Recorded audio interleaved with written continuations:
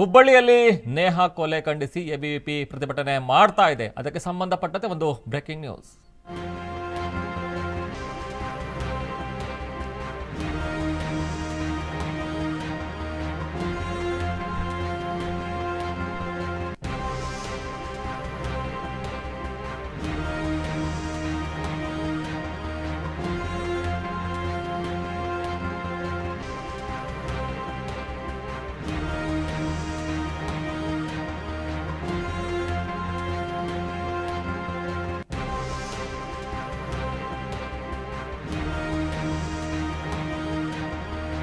ಹುಬ್ಬಳ್ಳಿಯಲ್ಲಿ ನೇಹಾ ಕೊಲೆ ಖಂಡಿಸಿ ಎಬಿವಿಪಿ ಪ್ರತಿಭಟನೆಯನ್ನ ಮಾಡ್ತಾ ಇದೆ.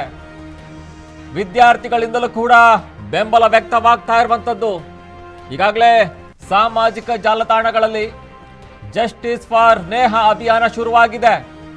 ರಾಜ್ಯ ಸರ್ಕಾರದ ವಿರುದ್ಧ ಧಿಕ್ಕಾರವನ್ನ ಕೂಗಿ ಆಕ್ರೋಶವನ್ನ ಕೂಡ ವ್ಯಕ್ತಪಡಿಸ್ತಾ ಇದ್ದಾರೆ.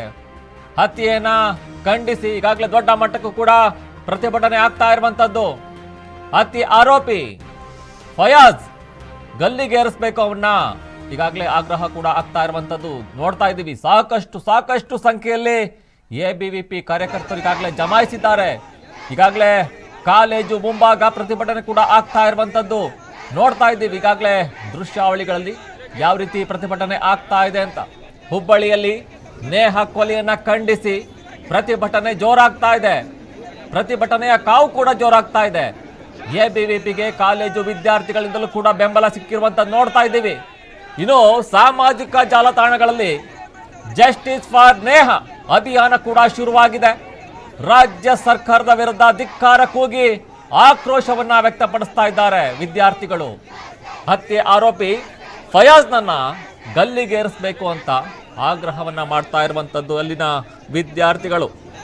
ಈಗಾಗಲೇ ನೋಡ್ತಾ ಇದ್ದೀವಿ ಹುಬ್ಬಳ್ಳಿಯಲ್ಲಿ ವಿದ್ಯಾರ್ಥಿನಿ ನೇಹಾ ಹಿರೇಮಠ್ ಈಗಾಗಲೇ ಭೀಕರ ಹತ್ಯೆಯಾಗಿರುವಂಥದ್ದು ನೋಡ್ತಾ ಇದ್ದೀವಿ. ಈ ಸಂಬಂಧ ಹಿಂದೂ ಪರ ಸಂಘಟನೆಗಳ ಆಕ್ರೋಶ ಕೂಡ ಭುಗಿಲೆದ್ದಿದೆ.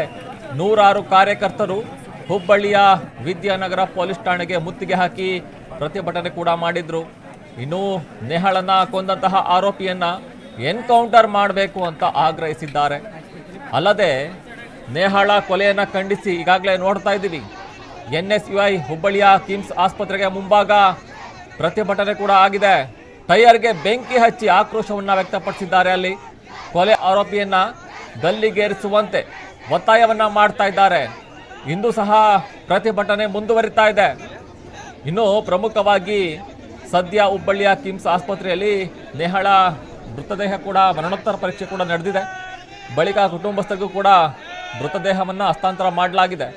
ಅಲ್ಲಿಂದ ಸುಮಾರು 3 ಕಿಲೋಮೀಟರ್ ಪಾರ್ಥಿವ ಶರೀರವನ್ನು ಮೆರವಣಿಗೆ ಕೂಡ ಮಾಡಿರುವಂಥದ್ದು. ಇನ್ನೂ ಪ್ರಮುಖವಾಗಿ ವೀರಶೈವ ಜಂಗಮ ರುದ್ರಭೂಮಿಯಲ್ಲಿ ಅಂತ್ಯಕ್ರಿಯೆ ನೆರವೇರಿಸಲಾಗುತ್ತೆ ಅಂತ ಹೇಳಿದರು. ಇನ್ನು ಪ್ರಮುಖವಾಗಿ ವಿದ್ಯಾರ್ಥಿ ಸಂಘಟನೆಗಳಿಂದ ಬೃಹತ್ ಹೋರಾಟ ಕೂಡ ಆಗ್ತಾ ಇರುವಂಥದ್ದು ನೋಡ್ತಾ ಇದ್ದೀವಿ. ನೇಹಾಳ ಹತ್ಯೆಯನ್ನು ಖಂಡಿಸಿ ಹಿಂದೂ ಪರ ಮತ್ತು ವಿದ್ಯಾರ್ಥಿ ಸಂಘಟನೆಗಳಿಂದ ಬೃಹತ್ ಪ್ರತಿಭಟನೆ ಆಗ್ತಾ ಇದೆ. ಅಲ್ಲದೆ ಎಬಿವಿಪಿಯಿಂದ ಮಹಾನಗರ ವ್ಯಾಪ್ತಿಯ ಕಾಲೇಜು ಬಂದ್ಗೆ ಕರೆಯನ್ನು ಕೂಡ ನೀಡಲಾಗಿದೆ. ಹಿಂದೂ ಜಾಗರಣ ವೇದಿಕೆ, ಶ್ರೀರಾಮ ಸೇನೆ, ವಿಶ್ವ ಹಿಂದೂ ಪರಿಷತ್ ಸಂಘಟನೆಗಳು ಪ್ರತಿಭಟನೆಗೆ ಸಾಥನ್ನು ಕೊಟ್ಟಿದೆ. ನಗರದೆಲ್ಲೆಡೆ ಬಿಗಿ ಪೊಲೀಸ್ ಭದ್ರತೆಯನ್ನು ನಿಯೋಜನೆ ಮಾಡಲಾಗಿದೆ.